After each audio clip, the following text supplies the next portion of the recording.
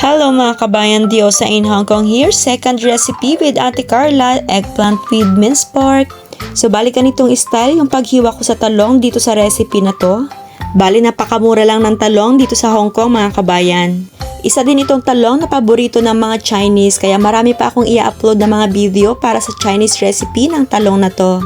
So meron din ako dito kalahating pack ng minced pork at nagdikdik na rin ako ng bawang. Maglalagay din pala ako dito ng red chili pero optional lang po yan kung ayaw ng amo mo na maanghang, pwede mo namang hindi lagyan. Una i-fry lang natin itong talong, so pang madalian lang din siya mga kabayan, wag natin i-fully cook, kahit half cook lang pwede na. I-set aside lang muna natin. Sa same na palayok, dito na ako naggisa ng minced garlic.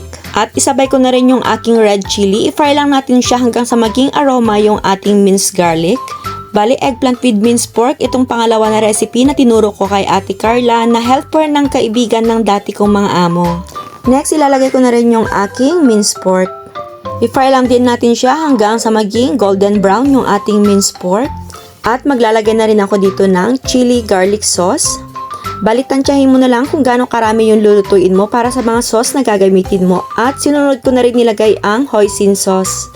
Ito mga sauce po na to ay available lahat sa supermarket dito sa Hong Kong or sa palengke. At next, ihahalo ko na yung aking talong. Halu-haluin lang hanggang sa makoat lahat ng sauce yung ating talong.